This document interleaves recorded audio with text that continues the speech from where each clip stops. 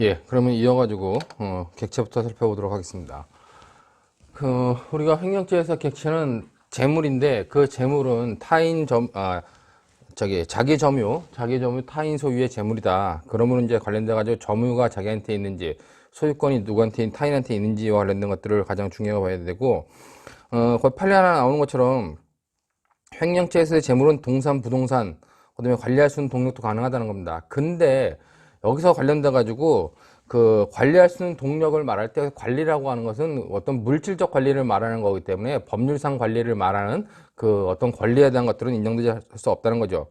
그 때문에 재판요지 두 번째 줄 보시면은 여기서 말하는 관리란 물리적 또는 물리적 관리를 가리킨다고 볼 것이고, 재물과 재산상 이익을 구별하고 횡령과 배임을 별개의 죄로 규정한 현행 형법의 규정에 비춰볼 때 사무적으로 관리가 가능한 채권이나 그 밖의 권리 등은 재물에 포함된다고 해석할 수 없다는 겁니다. 그렇기 때문에 권리나 채권 등은 우리가 횡령죄에서 말하는 재물에 포함될 수 없다. 그렇기 때문에 광어권은 횡령죄에서 말하는 재물이 아니다. 이렇게 보죠. 그 다음에 이제 재물은 자기 점유, 그 다음에 타인 소유이기 때문에 재물의 타인성이 인정된다. 그럼 이제 공동 소유는 뭐다? 공동 소유는 타인의 재물에 해당할 수 있다는 거죠. 그래가지고 그 밑에 나온 판례 하나 있는데 재밌는 판례인데, 피고인과 피해자를 포함한 4명 사이에, 그러니까 158페이지 밑에 나와 있는 판례는 결국 로또를 하나 로또인가요 이게? 복권을 사서 나눠서 내가 돈을 내고 이 사람들 같이 긁은 겁니다. 그리고 그 중에 다른 사람께 복권이 맞으니까 또 바꿔가지고 또 긁었는데, 그때 이제 두 장이 2천만 원씩 맞은 거예요. 4천만 원이 맞은 거죠. 근데 내가 복권 금액을 수령한 다음에 내가 혼자 먹어버리고 배분해달라는 사람들한테 배분해주지 않았을 때, 이 복권 금액이 과연 이게 공동 소유냐라고 봤을 때 판례는 이제 공동 소유라고 보는 겁니다. 그리고 그 밑에 158페이지 맨 마지막 줄 보시면은 피고인과 피해자를 포함한 4명 사이에는 어느 누구의 복권이 당첨되더라도 복권금을 공평하게 나누거나 공동으로 사용하기로 하는 묵시적 합의가 있었다고 보아야 한다. 그러므로 당첨금 전액은 같은 4명의 공유라고 봄이 상당하다. 그러므로 배분을 요구하는데 배분하지 않으면 자기가 점유하고 있는 4천만 원을 자기 점유하고 있는 타인 소유의 물건을 갖다가 횡령한 것 때문에 불법 영득 의사가 있을 때는 횡령죄가 성립한다고 보는 거죠. 농담으로 하면 그럴 때 복권을 긁을 때는 항상 이 복권 긁어도 다 내 거다 라고 이제 뭐 확실하게 박아놓고 복권을 나눠서 긁어야 되겠죠. 농담 삼아 그러는 것도 생각할 수 있고, 그 밑에 이제 그 박스 밑에 159페이지 위에 보면, 그렇다면 1인 회사, 회사의 그 법인의 구성원이 한 명밖에 없는 1인 회사도 그 대표자에 대해서는 타인이므로 그 회사와 대표자가 밖에 없다 할 때, 그 회사 안에 있는 대표자가 한 명밖에 없다 그랬을 때 그 회사는 뭐요? 대표자에 대해서는 타인이라는 얘기입니다. 그렇다면 1인 회사의 주주가 회사의 금원을 보관 중 임의로 소비하면 어떻게 된다? 그거는 업무상 횡령죄가 성립한다. 그렇게 보시면 되고, 판례에서 이제 기본적으로 여기서 재물의 타인 소유가 되느냐, 자기가 점유하고 있는데 타인 소유일 때는 우리가 횡령죄가 된다는 겁니다. 그렇기 때문에 여기서 타인 소유냐 아니냐를 따질 수 있는 여러 가지 논점들이 있는데, 여러 가지 케이스들이 있는데, 재물의 타인 소유가 아니라 자기 소유다 라고 판단할 수 있는 경우와 관련돼 가지고 재물의 타인성이 부정되는 경우로 판례를 몇 가지 정리했습니다. 이건 객관식 용어로 정리하는 거니까 여러분들이 이런 건 우리가 봤을 때 타인성이 인정되지 않는구나 하는 걸 잘 봐둬야 돼요. 그렇기 때문에 조합계약에서 이제 익명조합원이 영업을 위해 출자한 금전, 기타 재산은 상대방인 영업자의 재산이다. 조합계약을 통해서 익명조합원이 조합에다가 돈을 투자했어요. 자, 그럼 뭐요? 돈을 내가 현재 점유하고 있죠. 하지만 영업자인 내 점유뿐만 아니라 소유까지 인정된다는 겁니다. 그렇기 때문에 영업자의 재산이 되는 거고, 비록 익명조합원이 그 출자한 돈은 저 사람이 출자했다 하더라도 내 소유에 포함된다. 그렇기 때문에 그 영업이익금을 함부로 소비해도 횡령죄가 성립하지 않는다는 겁니다. 영업자가. 그 다음에 이제 지입차주들이 납입하는 지입료는 일단 지입회사의 소유이므로 지입차주들이 낸 보험료나 세금을 회사가 항목 유용화도 횡령죄가 되지 않는다는 거예요. 그러니까 우리가 내가 자동차를 가지고 있는데 자동차를 뭐 등록하려면 지입을 해야 돼가지고 다른 회사에 지입했어요. 그러니까 지입해가지고 그 지입차주들이 지입하는 지입료, 내가 지입료를 냅니다. 이렇게 지입료를 내면 일단 지입회사의 소유란 얘기예요. 그렇기 때문에 지입차주들이 낸 보험료나 세금을 회사가 그 자동차 보험금이나 세금으로 안 내고 항목 유용했다 할지라도 그건 회사 돈이기 때문에 집회사 돈이기 때문에 횡령자가 성립하지 않는다는 거죠. 역시 프랜차이즈 가맹점 계약도 그렇다는 얘기입니다. 프랜차이즈 계약으로 가맹점 주인이 판매한 물품 판매 대금은 자 내가 가맹점 계약을 맺었어요. 프랜차이즈 본사가 있고 본사랑 가맹점 계약을 맺어가지고 내가 가맹점을 열고 있습니다. 내가 판매한 대금 누구 거냐? 내 거란 얘기예요.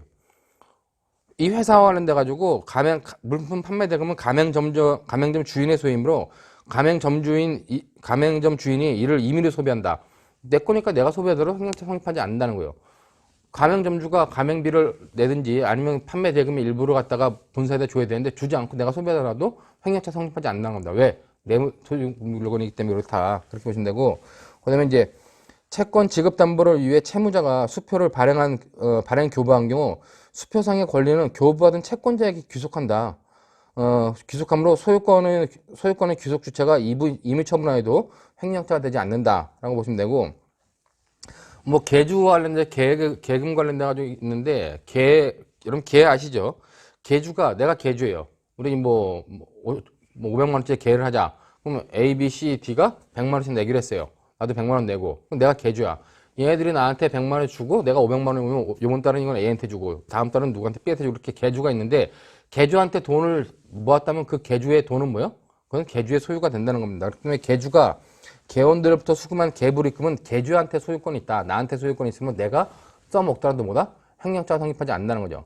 물론 나중에 타인의 사물을 처리하는 자의 지위가 인정되기 때문에 내가 만약에 그걸 갖다가 다른 사람한테 주지 않았다. 그러면 이제 배임죄는 될 수 있다는 겁니다. 그다음에 이제 신입사원의 입사보증금에 대한 소유권은 사용자한테 있다. 그다음에 회사에 지입한 차량도 회사의 소유다. 그래가지고 소유권 관계와 관련된 타인 소유인지 자기 소유인지에 따라가지고 횡령죄가 성립하는지 여부를 여러분들이 잘 봐둬야 된다는 얘기입니다. 그 다음에 이제 재물의 소유 관계가 문제되는 경우로 첫 번째가 위탁물이 있는데, 위탁물도 특정물을 위탁했다. 내가 누구한테 뭐 이 물건, 뭐 USB가 아니라 뭐 블루투스 이제 리모컨인데 리모컨을 누구한테 위탁했어요. 그럼 이 위탁한 물건의 소유권은 누구한테 있다? 나한테 있다는 겁니다. 특정물을. 위탁자 소유란 얘기예요. 근데 이런 특정물이 아니고 불특정물을 누구한테 내가 맡겼습니다. 맡겨서 어떡하냐? 맡길 때, 야, 이 물건은 일정한 지정된 용도에만 써. 그리고 다른 사람한테 맡겼어요. 그럼 그 사람은 그 지정된 용도에만 써야 된다는 겁니다. 만약에 지정된 용도에 쓰지 않았으면 어떡한다? 그거는 우리가 나한테 소유권이 있는 거기 때문에 저 사람이 다른 데 썼으면 그거는 횡령죄가 된다는 거죠. 그것이 이제 판례 입장이고, 만약 용도나 목적이 지정되지 않았다. 이건 소비임치에 불과하기 때문에 그 수탁자의 소유가 된다. 맡은 사람의 소유가 된다 보면 될 것 같아요. 관련돼 가지고 이제 밑에 보면 위탁 매매인이 수령한 금전인데 위탁자 소유라 하는데, 자, 내가 이 물건을 갑한테 주면서 대신 팔아달라고 그랬어요. 이게 금괴야. 이 금괴를 갑한테 맡기면서 뭐 팔아달라고 그랬습니다. 그 갑이 이 금괴를 다른 데다 팔고 판매한 대금을 받았어요. 그 대금은 누구 소유다? 내 소유란 얘기입니다. 위탁자. 내 소유이기 때문에 만약에 갑이 그 판매한 금액을 갖다가 뭐 중간에 삥땅 쳐먹었다 하면 전부 다 횡령죄가 된다는 거죠. 그렇기 때문에 위탁 매매인이 수령한 금전도 다 위탁자인 내 소유가 된다. 여러분들 위탁 매매와 관련돼 가지고 이 사람이 중간에 뭐 이미 소비한 경우는 다 횡령죄 된다는 거는 여러분 잘 기억해 놓으셔야 되는 게, 기존에 있어서 과거에 어떤 모의고사라든가 이런데 몇 번 나왔던 판례니까 뭐 우리가 쉽게 알 수 있는 거지만 이상하게 많이 나오더라고요. 근데 그런 부분은 여러분들이 좀 받으면 되고, 장학금, 기부금 등은 수중자가 소유권을 갖게 되고, 지명채권의 양도인이 양도 통지 전에 추심하여 수령한 금전은 누구 소유냐? 양수인 소유라는 겁니다. 이것도 잘 알아야 되겠죠. 여러분들이 지명채권 관련돼 가지고, 자, 채권을 양도해요. 자, 이 채권을 갑이 가지고 있다가 을한테 이렇게 양도합니다. 갑이 가지고 있던 채권을 양도하면 어떻게 해요? 얘는 이제 채권 양도 통지를 해야죠. 양도 통지를 얘가 하든지 A라고 하는 채무자한테 양도 통지를 해야 됩니다. 근데 채권을 양도해놨어, 이쪽으로. 갑한테 있던 채권이 을한테 와가지고 채권이 여기 이제 이쪽으로 온 겁니다. 근데 아직 양도 통지를 하기 전에 A가 갚아버렸어요, 갑한테. 자, 근데 양도를 해가지고 채권이 일로 갔는데 갑이 A로부터 채무 변제를 받아가지고 갑이 그 돈을 수령했다면 그 돈은 누구 거냐? 그 돈은 거기에 보는 것처럼 양도인이 양도 통지 전에 추심하여 수령한 금전은 양수인, 예소유라는 겁니다. 그렇기 때문에 이 사람이 그걸 수령해서 가지면 어떻게 돼요? 그건 횡령자가 된다는 거죠. 그렇기 때문에 그런 의미로 여러분들이 봐두시면 될 것 같고, 표준 판례도 이제 위탁매매와 맺는 겁니다. 그렇기 때문에 판시상 보시면은 위탁매매에서 위탁매매인이 위탁품이나 판매 대금을 임의로 사용 소비한 경우는 다 횡령자가 성립한다. 그런 의미로 여러분들이 봐두시면 될 것 같아요. 그렇기 때문에 뭐 밑에 판시상 두 번째도 뭐 그런 내용이기 때문에 그렇게 보시고, 하나하나 여러분들이 주의해야 될 거는 케이스 문제 풀 때 위탁 매매를 했어요.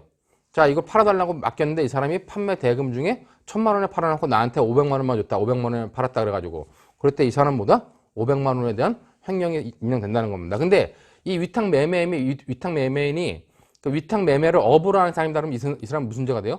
단순 횡령죄가 아니라 업무상 횡령죄가 된다는 거. 그 부분도 여러분들이 놓치지 말아야 된다는 겁니다. 그런 의미로 여러분들이 받으시면 되고, 요즘은 뭐 소유권 유보부 매매라는 거, 할부 판매라는 게 이제 뭐 있는데, 할부 판매가 요즘은 없죠, 거요. 근데 옛날 방식의 소유권 유보부 매매, 할부 판매인 경우에는 내가 할부 대금을 다 내기 전까지는 누구 소유다? 매도인 소유라는 겁니다. 그 다음에 이제 뭐, 불법 원인 금융물과 관련돼 가지고 수탁자 소유다. 이거 불법성 비경영으로 제가 아무것도 안 써놨는데, 자, 여러분들이 민법 746조인가요? 민법 746조에서 내가 불법한 원리로 이 사람한테 돈을 줬어요. 그럼 내가 이 돈을 다시 돌려달라 말을 못 한다는 거죠. 불법 원인 급여물에서 내가 반환 청구를 할 수 없다는 겁니다. 자, 반환 청구를 할 수 없는 이 돈을 갖다가 갑이란 사람이, 내가 갑한테 야, 이 1,000만 원을 저 A라는 사람한테 뇌물을 줘. 그리고 갑한테 맡겼어요. 근데 갑이 1,000만 원을 갖다가 자기 혼자 써버렸습니다. 자, 그러면 내가 내 돈 돌려달라고 할 수 있기 때문에, 할 수 있느냐에 따라 가지고 얘가 횡령자가 성립할 수 있는데, 불법 원인 급여물, 즉 뇌물로 줄 자금을 이었기 때문에 돌려달라 내가 말을 못하면 어떻게 해요? 얘가 쓴 거는 아무 죄가 성립하지 않는다는 겁니다. 그렇기 때문에 불법 원인 급여물에 대해서는 우리가 횡령자가 성립하지 않는다 하는 것이 원칙적 규정이에요. 근데 여러분들 거기 보면 이제 불법성 비교 형량론이라고 가로가 있는데, 이건 뭐냐면은 옛날에 포주 사건 관련돼 가지고 포주가 율락녀들의 율락 대금을 갖다가 포주가 가지고 있다가 율락녀들이 돌려달라니까 안 돌려주고 먹은 겁니다. 근데 이와 관련돼 가지고 포주의 불법이 크냐, 율락녀의 불법이 크냐 했을 때 포주의 불법이 워낙 크다. 그래가지고 그때는 율락녀가 돌려달라고 할 수 있다. 아주 불법성을 비교형량해가지고 불법 원인 급여물이라 할지라도 횡령자가 예외적으로 성립할 수 있다는 것이 불법성 비교형량론인데, 학자들은 굉장히 부정합니다. 왜냐면은 누구의 불법이 큰지를 어떻게 비교하겠냐는 거예요, 원칙적으로. 그렇기 때문에 불법성 비교형량론에 의한 판례, 포주가 화대를 가로챈 사건 관련돼 가지고만 우리가 횡령자가 성립한다 하는 그 케이스 한번 알아두시고, 나머지는 불법 원인 급여물에는 기본적으로 횡령자가 성립하지 않는다. 그렇게 여러분들이 좀 이해해 두시면 될 것 같습니다.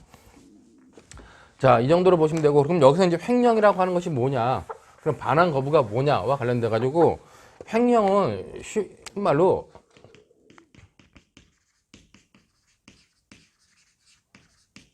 불법 영득 의사를 표시하는 거, 이걸 우리가 횡령이라고 그래요. 그렇기 때문에 여기서는 표시하는데 외부적으로 표시하는 거겠죠. 내가 가지고 있는 물건, 현재 물건은 누구한테 있어요? 나한테 있는 거, 내가 점유하고 있으니까 이 물건을 내가 가져버리겠다. 불법 영득 의사를 외부로 표시하는 순간 횡령이 된다는 겁니다. 그러니까 이런 의미에서 횡령은 이제 표현범위라고 그러고, 횡령이란 말은 이렇게 불법 영득 의사를 표시하는 거다. 뭐 반환 거부는 그냥 반환 거부 그대로 반환을 돌려달라는데 돌려주지 않는 거예요. 근데 돌려주지 않는 이 반환 거부는 뭐냐? 정당한 이유가 없이 반환 거부하는 경우. 그 반환 거부해가지고 정당한 이유가 없이 반환 거부해야 되는데, 정당한 이유 없이 반환 거부만 한다고 성립하는 게 아니라 정당한 이유 없이 반환 거부한 것이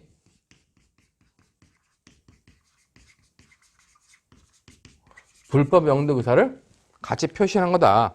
그렇다면 반환 거부할 때는 불법 영득 의사로 정당한 이유 없이 반환 거부했을 때 우리가 횡령죄가 성립한다 이렇게 본다는 겁니다. 그렇기 때문에 여기 보면은 횡령이라고 하는 것은 이렇게 불법 영득 의사를 표시하는 거고, 반환 거부는 불법 영득 의사를 가지고 반환 거부하는 거예요. 그렇기 때문에 이 불법 영득 의사가 다 행위에 포함되기 때문에 횡령죄에서는 뭐다? 고의의 인식하고 의사일 때 이 인식하고 의사 이외에 불법 영득 의사라고 하는 거가 여기까지 고의 안으로 들어와야 된다는 겁니다. 다른 범죄와 다르다는 거, 절도 강도와. 그렇기 때문에 여러분들이 그런 부분을 갖다가 횡령죄에서 다르다는 걸 이해해 두면 되고, 자, 그러면 이제 횡령죄 관련돼 가지고 160페이지에 나와 있는 판례 보시면은 거기 보면 재판 요지 1번부터 보시겠습니다. 금전의 수수를 수반하는 사무처를 위임받은 자가 그 행위에 기하여 위임자를 위하여 제3자로부터 수령한 금전은 목적이나 용도로 한정하여 위탁된 금전과 마찬가지로 달리 특별한 사정이 없는 한 수령과 동시에 위임자의 소유에 속한다. 그렇기 때문에 위임을 받은 자는 이를 위임자를 위하여 보관하는 관계에 있다. 만약에 임의소불이하면 횡령죄 된다는 거죠. 재판조지 두 번째도 보면 횡령죄에서 불법용득 의사는 타인의 재물을 보관하는 자가 자기 또는 제3자의 이익을 위하여 위탁의 취지에 반하여 권한이 없이 그 재물을 자기 소유인 것 같이 처분하는 의사를 말하는 것이므로 비록 반환을 거부하였더라도 반환 거부에 정당한 이유가 있으면 어떡한다? 정당한 이유가 있으면 그때는 횡령죄가 성립하지 않는다. 불법용득 의사가 있다고 볼 수 없다는 거죠. 그런 의미를 보시면 되고, 이제 세 번째 재판조지 보시면은 피고인이 금전의 수수를 수반하는 부동산 매도에 관한 사무의 위탁의 취지에 반하여 부동산의 매매계약금으로 수령한 돈을 자신의 피해자에 대한 채권의 변제에 충당한다는 명목으로 반환을 거부하면서 자기의 소유인 것 같이 이를 처분하였다면 피고인이 위 매매계약금의 반환을 거부한 때는 정당한 사유가 있다고 할 수 없어 불법용득사가 인정된다. 그런 의미로서 이제 그 정당한 이유가 있느냐 없느냐에 관련된 것들을 여러분들이 따지시면 될 것 같아요. 자, 그러면 그 표준 판례는 왜 표준 판례로 선정한지 모르겠는데 잘 여기 보면 그냥 뭐 고문 위촉과 급여 지급에서 횡령죄 성립 여부를 판단하기 위해서는 고문 위촉으로 위촉된 자의 능력을 비롯한 다양한 요소들을 고려하여 종합적으로 한다는 이유로 이제 표준 판례로 했다는데 별 중요한 판례는 아닌 것 같아요. 그렇기 때문에 여러분들이 그냥 그 판례 하나가 있다는 정도만 알아두시면 될 것 같습니다. 그렇기 때문에 회사의 대표자 등이 누군가를 고문으로 위촉하고 그 사람한테 월급을 고문료를 많이 준다. 그래서 많이 준 급여 그것이 횡령죄가 되겠느냐?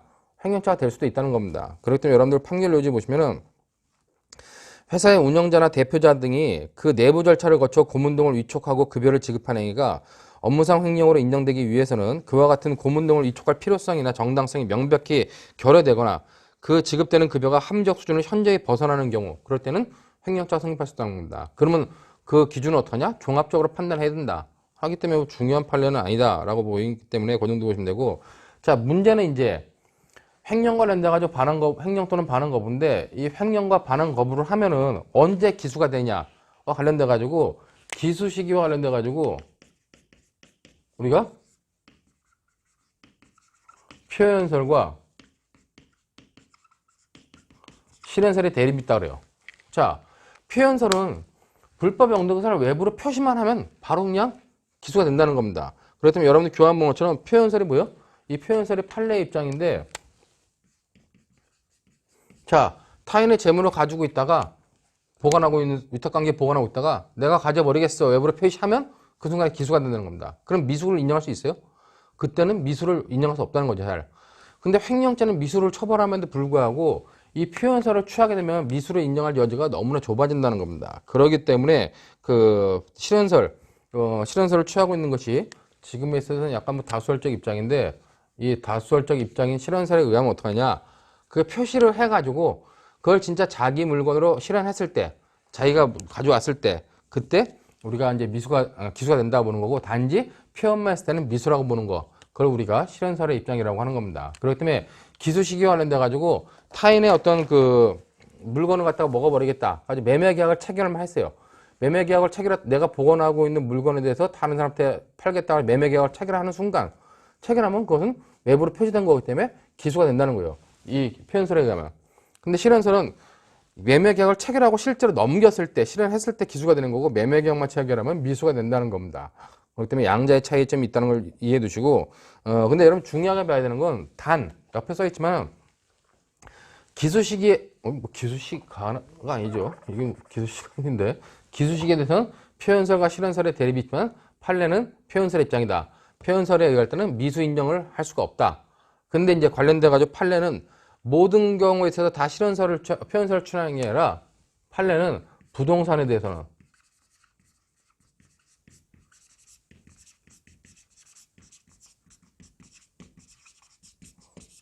부동산에 있어서는 실현설을 취하고 있어요. 왜냐면 부동산은 어차피 등기가 이전돼야지 이전되는 거잖아요. 그렇기 때문에 관련돼 가지고 단 부동산에 관련돼 가지고는 실현설을 취한다. 부동산에서 실현설을 취한다는 것보다 등기 시에 기수가 되고, 등기를 못했으면 그때까지는 미수로 보는 것이 판례의 입장이다. 그렇게 여러분들이 양자의 차이가 있다 보시면 될 것 같습니다.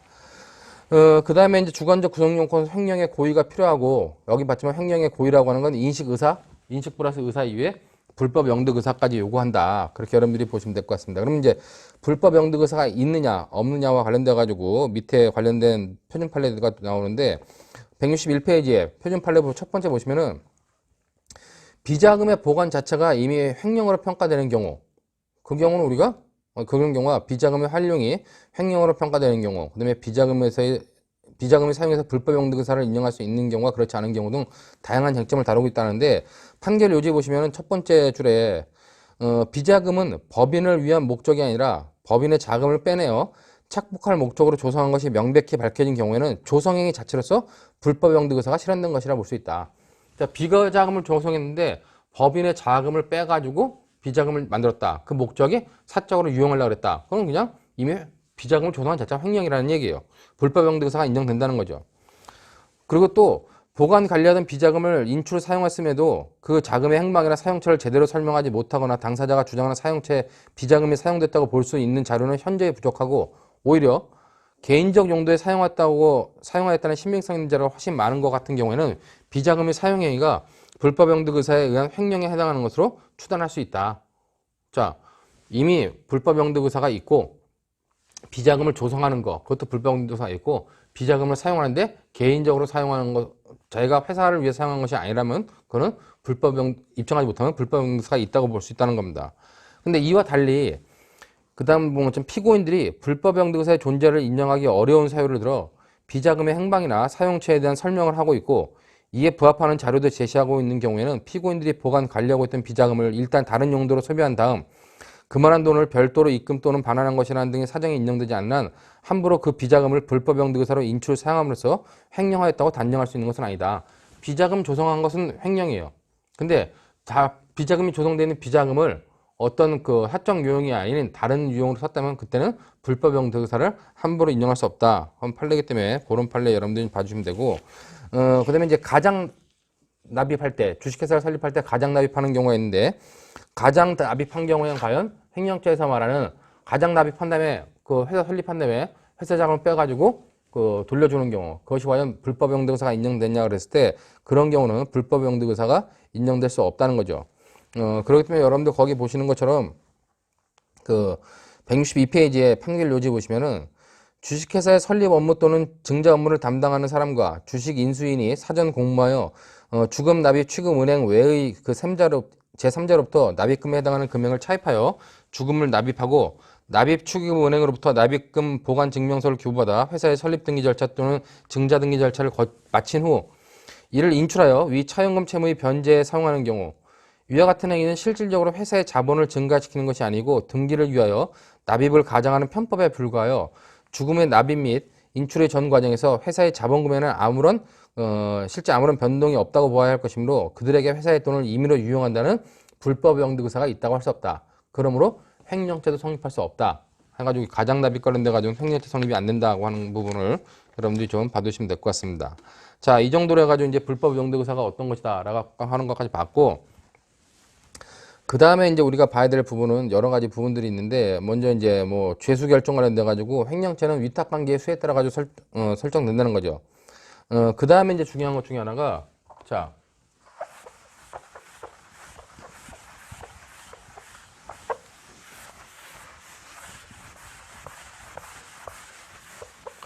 아까도 봤지만 어떤 물건을 횡령했어요. 횡령하면은 횡령한 물건을 매각하고 처분하는 행위보다 그럼 불가분적 사유행위에 해당할 수 있다는 얘기예요. 근데 만약에 매각하는 행위가 새로운 법익에 대한 침해라든가 위험을 발생시키면 다른 횡령죄가 성립할 수 있다는 거죠. 여러분 거기 보면 죄수 결정의 기준은 위탁관계 예수고 불가벌적 사후행위가 될 수 있냐와 관련돼 가지고 횡령물의 처분은 불가벌적 사후행위로 별도로 범죄를 구성하지 않는다는 겁니다. 내가 횡령했어요. 횡령죄가 기수가 됐어. 그럼 횡령한 물건을 처분하는 건 별도의 범죄가 성립하지 않는다는 겁니다. 근데 이렇게 처분을 하는 것이 새로운 법익 침해라든가 새로운 위험을 발생시킨 때는 뭐다? 그건 다시 또 다른 횡령죄가 성립할 수 있다고 하는 것이 대법원 전원합체 판결로 바꿨죠.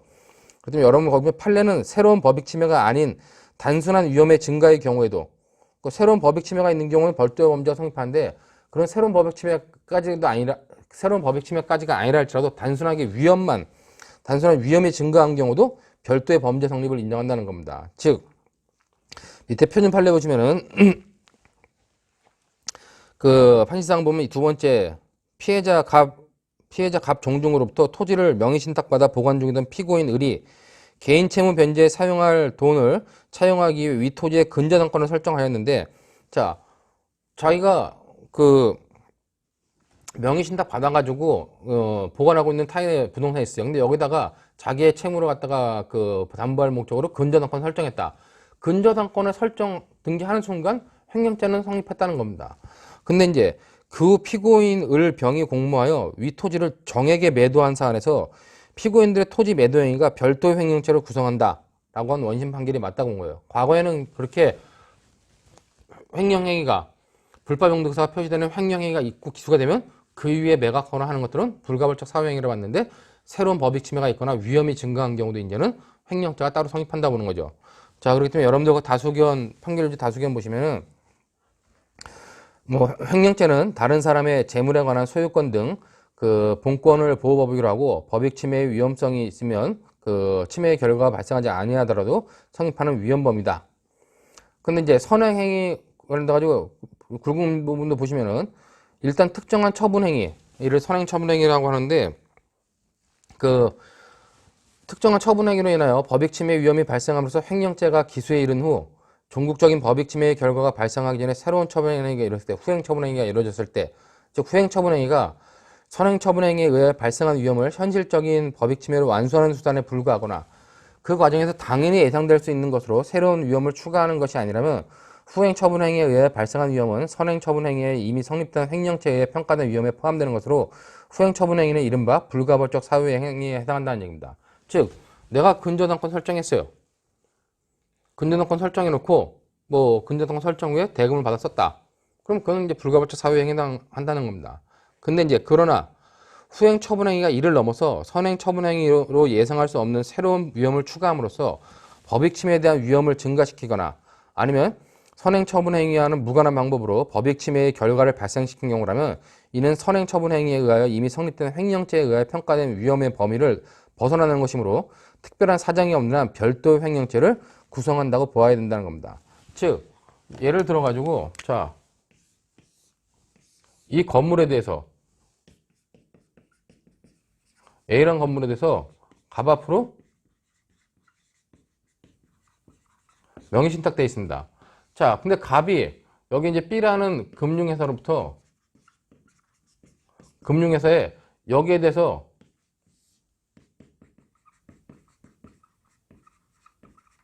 (1번) 근저당권을 설정했습니다. 그럼 이 행위가 뭐냐? 이게 횡령이라는 얘기예요. 횡령이고 근저당권 설정하고 실제로 대금을 받는 거, 그건 불가벌적 사유행위에 해당할 수 있다는 겁니다. 근데 판례는 뭐냐? 이제 이렇게 횡령한 것을 실현하는 것에 있어서는 불가벌적 사유행위에서 별로 문제되지 않는데, 만약에 얘가 1번 근저당권을 설정한 다음에 이 건물이 만 10억짜리다. 10억짜리인데 1번 근저당권을 2억 설정했다. 자, 그럼 2억 원에 횡령이 성립한 거예요. 2억 원을 대출 받은 거에 대해서는 문제 삼지 않겠다는 겁니다. 근데 여기다가 만약에 얘가 또다시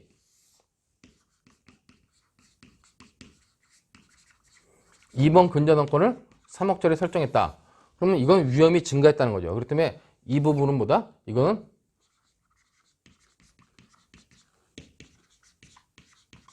또 다른 횡령이 된다는 얘기예요.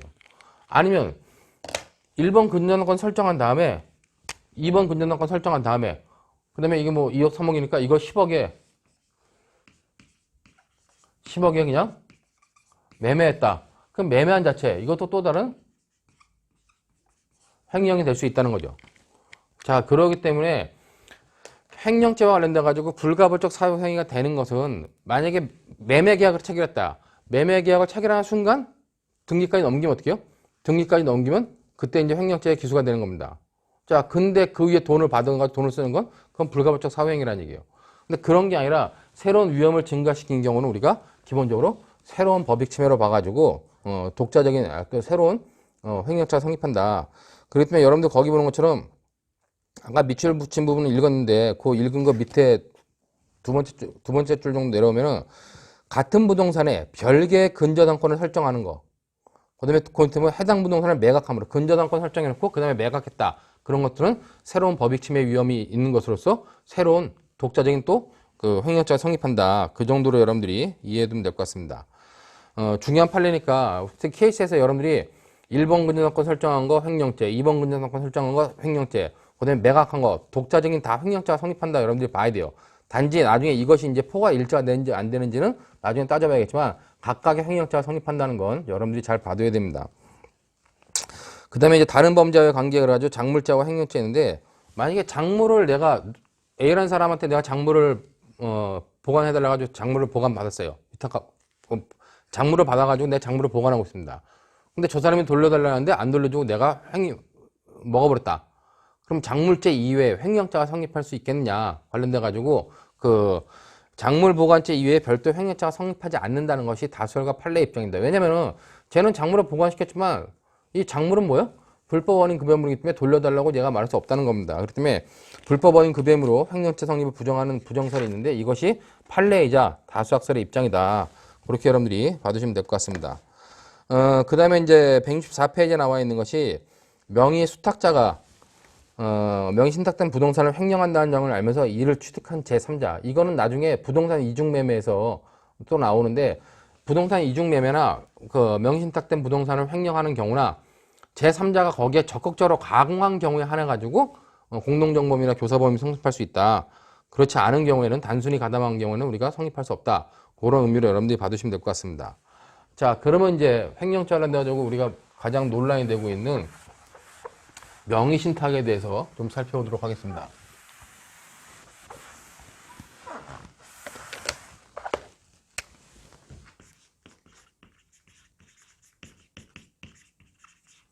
자, 명의신탁이란 거는 갑이 신탁자고 을이 수탁자일 때, 자, 갑한테 이런 집이 있어요. 갑이 집이 있는데 얘 진짜 갑 소유예요. 갑 소유인데 갑이 어떤 세금 문제나 다른 문제 때문에 이걸 얘한테 넘겨놓는 겁니다. 즉 부동산에 관련돼 가지고 이 부동산의 등기부, 이 부동산의 등기부에 소유자 을로 해놓는 거예요. 그러고 나서 얘네 둘 사이에는 뭐냐? 명의신탁 약정을 맺는 거죠. 이 약정에 의하면은 등기부상의 소유자는 을로 해놓지만은 실질적인 대내적인 갑과 을 사이의 소유자는 갑으로 본다라고 하는 것이 명의신탁 약정이라는 거죠. 자, 이렇게 명의신탁 약정을 통해 가지고 대외적으로 볼 땐 얘가 소유자지만 대내적으로는 얘가 소유자라는 얘기입니다. 그랬을 때 우리가 을이 자기 앞으로 등기부상에 자기 앞으로 소유권이 있으니까 이걸 팔아먹었을 때, 이걸 처분했을 때 과연 을한테 횡령죄를 인정할 수 있겠느냐 했을 때 우리가 횡령죄를 인정하던 것이 기존의 판례의 입장이었습니다. 물론 지금도 인정해요. 그럼 얘한테는 왜 타인의 재물을 보관하는 자의 지위가 있냐와 관련돼 가지고 여러분 거기 보면 그 관련 문제 부동산 명의신탁과 횡령죄 성부를 했는데 의는 대내적으로는 신탁자가 소유자지만 대외적으로는 수탁자 명의로 소유권 등기가 되어 있는 경우 결국 이때 관련돼 가지고 수탁자는 타인의 재물을 보관한 자다.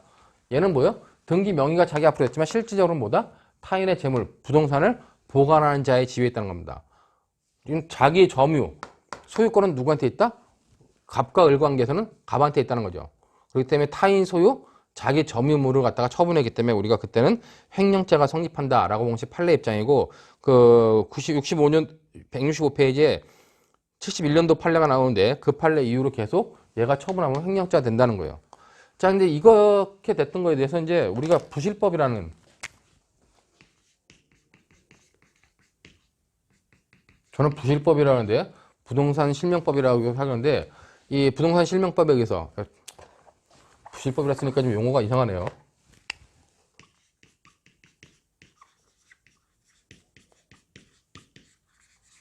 부동산 실명법이 발효가 됐죠.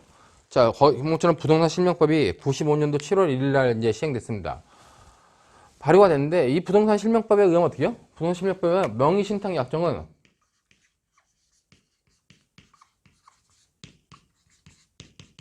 기본적으로 무효라 보는 겁니다. 그렇기 때문에 명의신탁 약정은 금지시키고 무효이다. 이 약정이 무효니까 명의신탁에 의해서 만약에 등기가 변동됐다, 물건이 변동됐다면 그 물건 변동도 무효다 라고 보는 것이 이 부동산 실명법이라는 얘기입니다. 자, 근데 이제 부동산 실명법도 명의신탁은 무효고, 따라서 명의신탁 무효고 물건 변동도 무효라고 봤어요. 자, 근데 중요한 거는 부동산 실명법에 의할 때도 핵심적인 사항은 뭐냐? 우리 사회에서 명의신탁이라는 것이 유용성이 있었다는 겁니다, 원래가. 근데 그 유용성을 이용해가지고 세금 포탈하려고 하는 많은 어떤 그런 부작용이 발생하니까 그런 것들을 방지하고자 한 거예요. 근데 유용성이 있었던 일정 부분에 있어서는 남겨둬야 되지 않냐, 그래가지고 부동산 실명법이 허용하고 있는 명의신탁도 있어요. 허용하고 있는 명의신탁은 뭐냐? 부부간의 명의신탁. 그 다음에 이제 종중간의 명의신탁.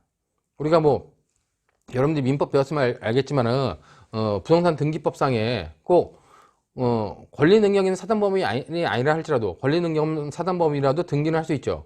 근데 그런 거를 이용하지 않고 그냥 종중재산을 누구한테 명의신탁해 놓는 경우가 많다는 겁니다. 그렇기 그런 경우는 기본적으로 우리가 부동산 실명법에 의하더라도 명의신탁이 무효가 아니라 유효라고 보는 거예요.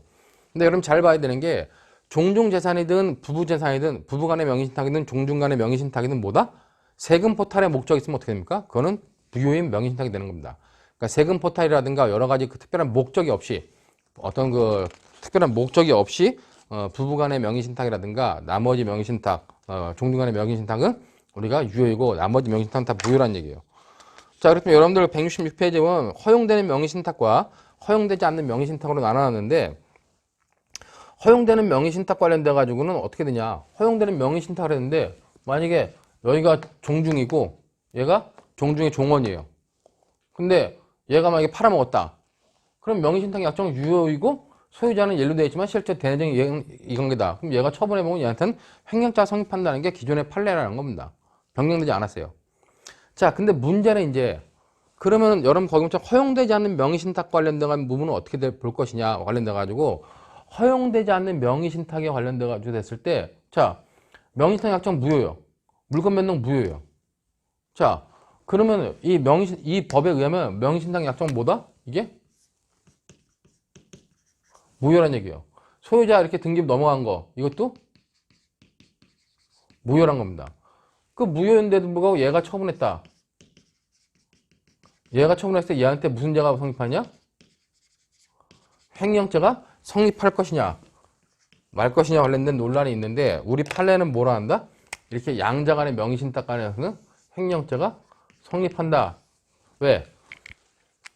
부동산 실명법이 시행되기 전이든 시행되고 난 후든 이제 양자 간에 이렇게 양자 간의 명의신탁이 있을 때 얘가 팔아먹은 거는 처분한 경우는 명의신탁 약정 여부와 상관없이 무조건 횡령죄가 성립한다고 보는 겁니다. 그럼 판례는 왜 이렇게 보느냐? 명의신탁 약정이 무효됐어요. 등기도 무효됐어요. 자, 그러면 이 둘 사이의 관계뿐만 아니라 명의신탁 약정이 무효이기 때문에 원래 소유자는 누구예요? 갑이라는 거잖아요. 근데 얘가 지금 등기상의 소유자로 돼 있기 때문에 이거는 뭐다? 사실상 보관자의 지위에 있다는 겁니다. 우리가 아까 법률상의 보관자 말고 사실상의 보관자의 지위는 그대로 인정된다. 그렇기 때문에 사실상의 보관자의 지위가 인정되는 의리 처분한 경우 그냥 횡령죄가 성립한다라고 보는 것이 판례 입장이라는 겁니다. 그렇기 때문에 거기 보면 166페이지에 보면 그 박스 안에 있는 내용은 횡령죄, 명의신탁 관련된 케이스들을 쭉 정리한 겁니다. 뭐 2자 간의 명의신탁, 3자 간의 중간생략형 명의신탁, 계약 명의신탁을 나눴는데 지금 현재 판례가 횡령죄로 인정하고 있는 거는 2자 간의 명의신탁에서 얘가 처분한 경우만 횡령죄로 인정한다는 얘기예요.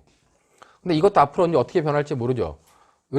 갑과 을의 명의신탁 약정 자체가 무효이다. 그리고 사실상의 보관관계가 있을 수도 있지만 그 보관관계는 우리가 횡령죄로서 보호할 만한 가치가 있는 것이 아니다. 이렇게 보면 이제 을이 처분하는 경우에 있어서도 이제 횡령죄가 성립하지 않는다고 볼 수 있다는 겁니다. 근데 현재까지는 그냥 갑과 을 사이에 을이 처분한 건 횡령죄가 성립한다고 봐요. 160페이지 박스 밑에 보면은 2자 간의 명의신탁의 경우 명의수탁자가 이미 처분한 경우에 횡령죄 긍정설, 횡령죄 부정설이 있는데 횡령죄 긍정설이 현재의 판례 입장이다. 여러분들 이렇게 보시면 될 것 같아요. 거기 보면 횡령죄 긍정설 보면은 부동산 실명법에 의해 명의신탁이 아니라 물건 변동은 무효다. 자, 얘 무효란 얘기예요. 무효고 이 약정도 무효란 얘기예요. 하지만 거기 보는 것처럼 수탁자는 타인의 부동산을 보관하는 지위를 가진다. 자, 얘는 뭐다? 얘는 사실상의 지위. 이게 무효이지만 얘한테는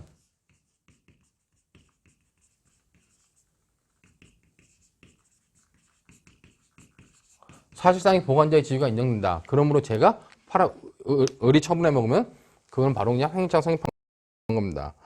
그런 이제 관련돼 가지고 이제 횡령죄를 부정하는 견해, 횡령죄가 성립하지 않는다라고 하는 견해는 얘는 보관자가 사실상 보관자의 지위가 없다는 겁니다. 그리고 갑과 을 사이에 명의신탁 약정에 의해서 이렇게 소유권을 넘겨놓은 것은 이거는 불법 아닌 금유물이기 때문에 갑한테 반환 청구권이 인정되지 않는다고 보는 거예요.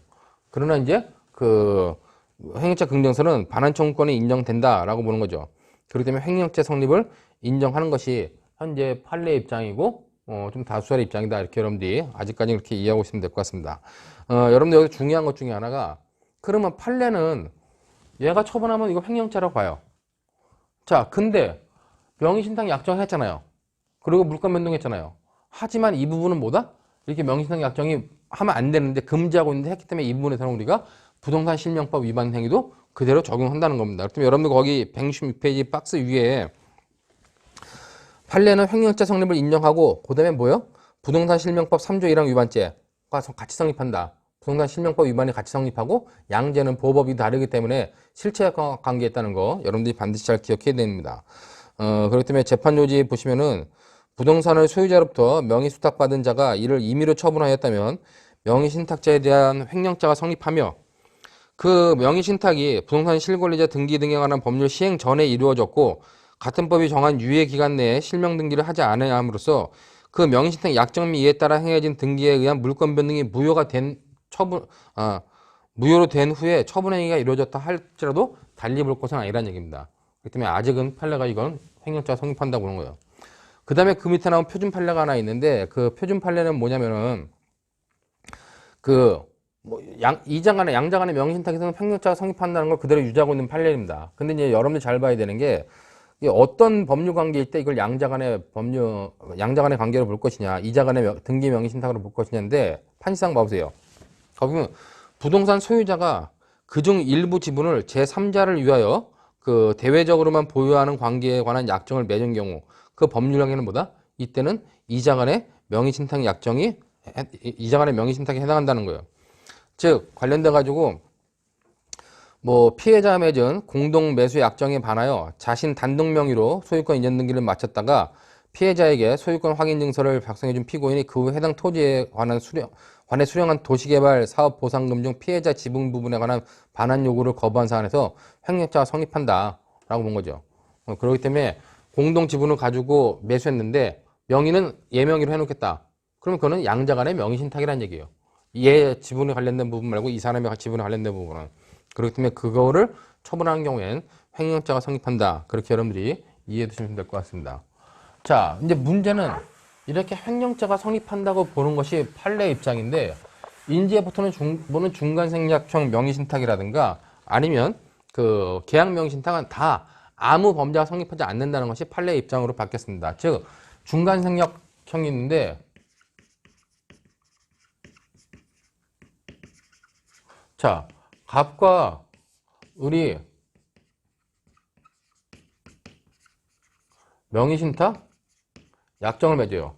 그리고 갑은 A와 부동산 매매 계약을 합니다. 자, 갑과 A가 매매 계약을 했으면 이제 등기를 A로부터 갑으로 옮겨야 될 거 아니에요. 근데 등기는 A로부터 바로 이쪽으로 등기는 을로 옮겨 놓는다. 그렇기 때문에 등기가 현재 A한테서 을로 넘어간 거. 이거 우리가 중간생략형 명의신탁이라고 하죠. 자, 이런 중간생략형 명의신탁 관련돼 가지고 과거에는 이제 뭐 얘 앞으로 등기가 돼 있으니까 을이 처분한 경우 횡령죄가 성립한다고 봤어요. 근데 판례가 이제는 아무 죄도 성립하지 않는다는 겁니다. 왜냐면은 자, 명의신탁 약정 어떻게 돼 이거? 명의신탁 약정? 이거 무효란 얘기예요. 자, 그 다음에 등기 이것도 뭐다? 등기 이것도 부동산 실명법에서 무효란 얘기입니다. 자, 근데 아까 양자 간의 명의신탁에는 명의신탁 약정 관련돼가지고 무효라 할지라도 갑과 을이 맺은 명의신탁 약정이 무효라 할지라도 뭐다? 갑과 을 사이에는 사실상 위탁관계가 인정된다 그랬잖아요. 근데 판례는 이 중간상략형 명의신탁 관련돼 가지고 이 명의신탁 약정이 무효되고 설사 여기에 사실상 위탁관계가 있을 수 있는데 이 사실상 위탁관계는 뭐다? 보호할 가치가 없다는 겁니다. 형법적으로. 그렇기 때문에 이 약정이 무효되고 혹시 사실상의 위탁관계가 있더라도 이건 보호할 가치가 없다. 보호할 가치가 없기 때문에 얘가 관련돼가지고 팔아먹은 거에 관련돼가지고는 형용죄가 성립하지 않는다는 겁니다. 자, 근데 중요한 거는 그러면 얘가 얘에 대해서 소유권이 있는 걸 팔아먹는 게 문제되지 않냐? 이 등기가 무효이기 때문에 실제로 어떻게 해요? 소유권은 얘한테로 갔지만은 여기 등기가 돼 있지만 실제로 소유권은 얘한테 와 있다는 거예요. 사실상의 위탁관계도 인정되지 않는다. 보호가치가, 이 명의신탁 약정은 보호가치가 없다. 보호가치도 없는 거고, 그 다음에 이제 관련돼가지고, 그러면 얘가 갑이 A한테 이 소유권이 있는 것을 갖다가 받아가지고 넘길 수 있는 거 아니냐. 그랬을 때, 얘는 얘한테 소유권을 넘겨달라고 할 수 있는 청구권만 있는 것이지, 갑과 을의 관계에서는 어떠한 경우도 얘가 보관자의 지위에 있지 않다는 겁니다. 그렇기 때문에 관련돼가지고 등기가 무효이고 소유권은 얘한테 와 있기 때문에 얘하고 얘 사이에, 갑과 을 사이에는 어떠한 위탁관계도 인정되지 않는다. 그러므로 이제 관련돼가지고 횡령죄가 성립하지 않는다고 본 거죠. 그렇기 때문에 여러분들 관련돼가지고 그 중간생략형 명의신탁 관련돼가지고 168페이지에 나와 있는 거 보시면 위에서 세 번째 줄 보시면 횡령죄의 본질이 신인관계에 기초하여 위탁된 타인의 물건을 위법하게 영득하는 데 있음에 비추어 볼 때 위탁 신인관계는 횡령죄로 보호할 만한 가치가 있는 신임에 의한 것으로 한정한다. 자, 그 다음에 부동산 그 밑에 밑줄 보면 부동산 실권리자 등기에 관한 법률 제4조 2항 본문에 의하여 명의 수탁자 명의의 소유권 이전 등기는 무효이다. 자, 수탁자 명의의 등기는 무효라는 거죠. 그리고 신탁 부동산의 소유권은 매도인이 얘가 그대로 보유한다는 겁니다. 그렇기 때문에 밑에 밑줄처럼 명의 신탁자가 매매 계약의 당사자로서 매도인을 대의하여 신탁 부동산을 이전받아 취득할 수 있는 권리, 기타 법적 가능성을 가지고 있다.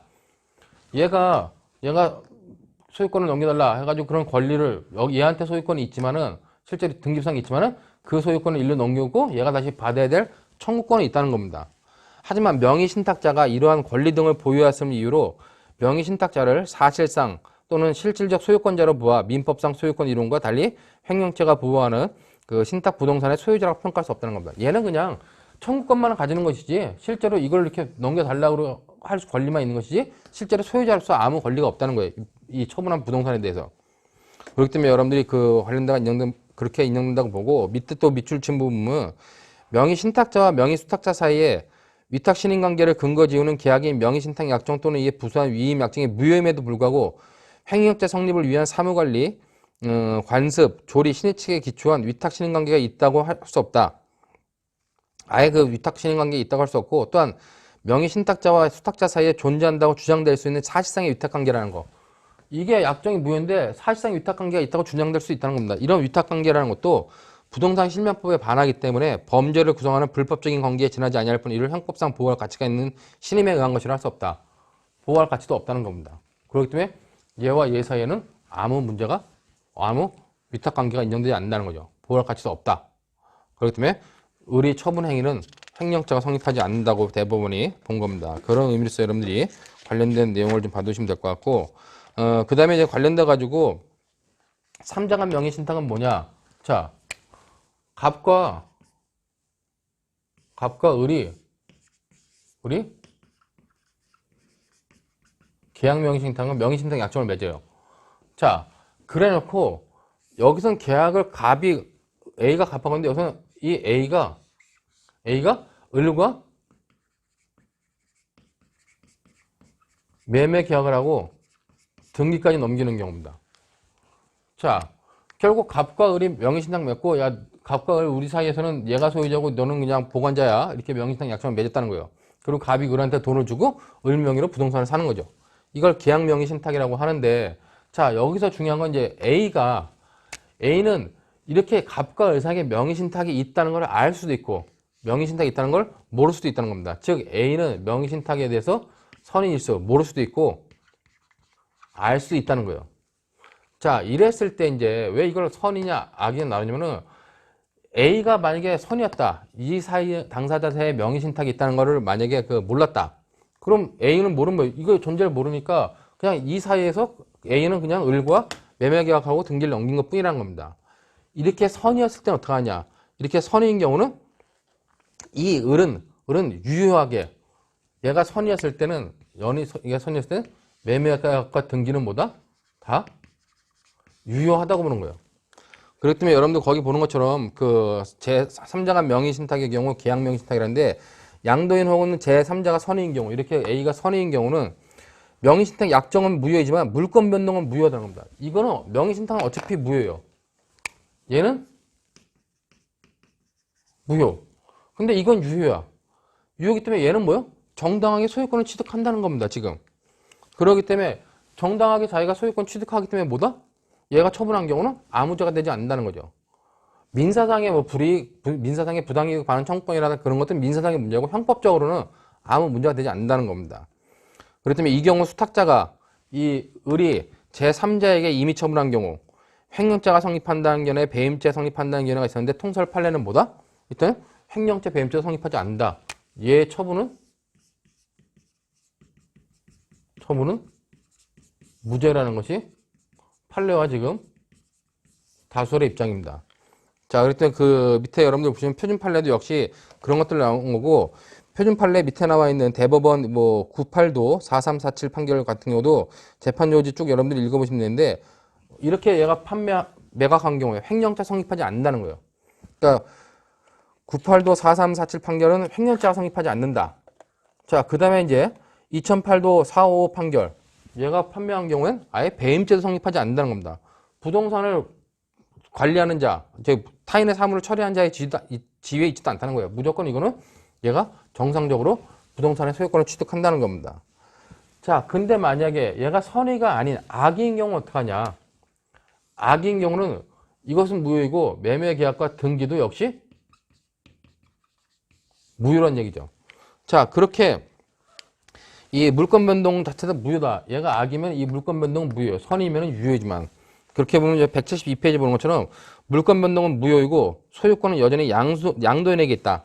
얘한테 소유권이 있다는 겁니다. 근데 외형상 수탁자 명의로 되어 있습니다. 외형상 얘 명의로 되어 있기 때문에 수탁자는 타인의 부동산을 보관하는 자의 지위를 지닌다는 겁니다. 자, 근데 이때 위 이장한 명의신탁과 같은 견해의 대립이 있을 수 있다는데 원소유자, 양도인에 대한 횡령죄, 얘에 대해서 횡령죄가 성립한다. 아니면 양도인, 얘에 대해서 횡령죄가 성립할 수 있다. 그 다음에 얘에 대해서 배임죄 성립할 수 있다는데 판례는 뭐다? 다 횡령 배임이 성립하지 않는다고 보는 겁니다. 그렇기 때문에 여러분들 대법원 2010도 10515 판결 보시면은 거기 보면 판결 요지 나오는데 173페이지의 판결 요지 위에서 네 번째 줄 끝에 쭉 보시면 당해 부동산의 소유권은 매도인이 그대로 보유하게 된다. 얘가 그냥 보유하게 된다는 겁니다. 나아가 이 경우 명의신탁자, 명의신탁자는 부동산 매매계약의 당사자가 되지 않는다. 얘는 매매계약 당사자도 아니란 얘기예요. 또 명의신탁 약정은 위 법률에 의해 무효이므로 다른 특별한 사정이 없는 한 부동산 자체를 매도인으로부터 이전받아 취득할 수 있는 권리 기타 법적 가능성을 가지지 못한다는 겁니다. 얘가 부동산 소유권은 매도인이 그대로 갖는다는 거예요. 얘는 아무 관계가 없다는 겁니다. 법적 가능성 가지지 못한다. 따라서 이때 명의수탁자가 신탁자에 대한 관계에서 횡령죄에서 타인의 재물을 보관하는 자, 얘와 얘 사이에는 을은 갑에 대해서 타인의 재물을 보관하는 자의 지위에 있지 않다는 겁니다. 그렇기 때문에 횡령죄 성립하지 않는다는 얘기예요. 그럼 얘 관계에서 이제 관련돼 가지고 배임죄가 성립하는 거 아니냐 관련돼 가지고 밑에 보는 것처럼 판결 요지 밑줄 4조 2항 본문에 의해 수탁자 명의의 소유권 이전 등기는 무효이고 부동산의 소유권 매도인에게 그대로 보유되므로 명의 수탁자는 여기서 명의수탁자는 이제 을이죠. 을은 부동산 취득을 위한 계약의 당사자도 아닌 명의신탁자에 대한 관계에서 횡령죄에서 타인의 재물을 보관하는 자의 지위에 있다고 볼 수 없다. 얘에 대해서는 아무 보관자의 지위가 있는 것이 아니다. 또 명의수탁자가 명의신탁자에 대하여 매매대금 등을 부당이득으로 반환할 의무를 부담한다 하더라도 이를 두고 배임죄에서 타인의 사물을 처리하는 자의 지하에 지위에 있지도 않다는 겁니다. 부당이득에서 반환해야 될 거는 결국 자기 사물이라는 얘기, 타인 사물이 아니라는 얘기죠. 그렇기 때문에 성립하지도 않는다는 겁니다. 그리고 맨 마지막 줄에 매도인에 대한 관계, 매도인에 대한 관계에서 횡령죄에서의 타인의 재물을 보관한 자 또는 배임죄에서 타인의 사물을 처리한 자의 지위에 있지도 않다는 겁니다. 실제로 A는 손해 없죠. 왜? 매매 계약하고 등기한 다음에 매매 대금 다 받았잖아요. 그렇기 때문에 실제로는 A는 별 상관없다는 겁니다. 그렇기 때문에 A에 대한 관계에서도 횡령죄 배임죄 성립하지 않는다. A에 대해서도 횡령죄 배임죄 성립하지 않는다. 라고 해가지고 그렇게 본 것이 현재 판례 입장이다. 여러분들이 보시면서 그렇기 때문에 지금까지 정리한 부분이 우리 교과서에 교재 166페이지에 박스로 정리해놨죠. 그렇기 때문에 거기서 이제 다 성립하지 않는다. 그렇기 때문에 이제는 양자 간의 명의신탁에 대해서만 횡령죄 성립하고 명의신탁 문제가 나오면 다 횡령죄 성립하지 않는다고 보면서 그 근거들만 여러분들이 한두 개씩 정확하게 이해해두고 있으면 될 것 같습니다. 좀 더 하고 끝낼 수 있는데 좀 시간상 이 녹화를 갖다가 많이 할 수 없어가지고 여기서 잠시 끊고 쉬었다가 나머지 부분 보도록 하겠습니다.